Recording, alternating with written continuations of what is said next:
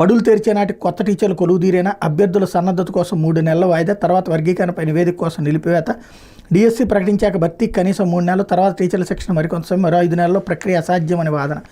ఓవరాల్గా mega DSC ఇప్పట్లో జరగదని పరోక్షంగా చెప్పుకొచ్చారనమాట. లేకపోతే గనుల శాఖలో తిమింగలం తిష్ట అంటూ తీవ్ర ఆరోపణలు ఇంకా అక్కడే. గనులు వెంకటరెడ్డి కంటే గనుడు, సెలవుపై పంపడానికి గనుల శాఖ యత్నం, ససేమిరా అంటూ నిద్రమాచ్యులు, గతంలో 2 సార్లు పైరువీలు, తాజాగా సీఎంఓ నుంచి వచ్చిన జాబితాలోనే ఆయనదే తొలి పేరు. ఇప్పుడు కూడా పెద్దల నుంచి తీవ్ర ఒత్తిళ్లంటూ గత ప్రభుత్వంలో వైసీపీ నేతలతో కలిసి అడ్డగోలుగా వ్యవహరించిన అవినీతి అక్రమాలకు పాల్పడిన తీవ్ర అభియోగాలు వచ్చినటువంటి అధికారులపై కూటమి ప్రభుత్వం చర్యలు తీసుకుంటోంది. కొందరిపై కేసులు పెట్టి విచారణకు ఆదేశించి మరికొందరు అధికారులకు తప్పనిసరిగా సెలవుపై పంపిస్తుంది. అయితే గనుల శాఖలో ఎన్నో ఆరోపణలు ఉన్న అధికారి మాత్రం అక్కడే తిష్ట వేశాడు. ఆయన జూలైలోనే బయటకు పంపాలనుకుంటే పెద్దలు అడ్డుపడ్డారు. 2వ జాబితా అయినా ఆయనపై చర్యలు తీసుకోవాలనుకుంటే మళ్ళీ సీఎంసీని ఇప్పుడు 3వ జాబితా సిద్ధమైంది. అందులోనూ తొలి పేరు అయింది. మళ్ళీ పాత కదే. ఆయన సెలవుపై పంపించొద్దంటే ఏకంగా 2 మంత్రులు మరో ప్రజాప్రతినిధి ఒత్తిడి చేస్తున్నారు. ఏ అండా లేని వారు సెలవుపై వెళ్ళిపోతున్నారు. పెద్దల అన్నదండలోనే ఈ తిమింగలం మాత్రం గనుల శాఖ నుంచి కదలనంటే కదలనంటుంది అన్నటువంటి వార్తను హైలైట్ చేశారు. ఓ పని చేస్తే పోతుంది.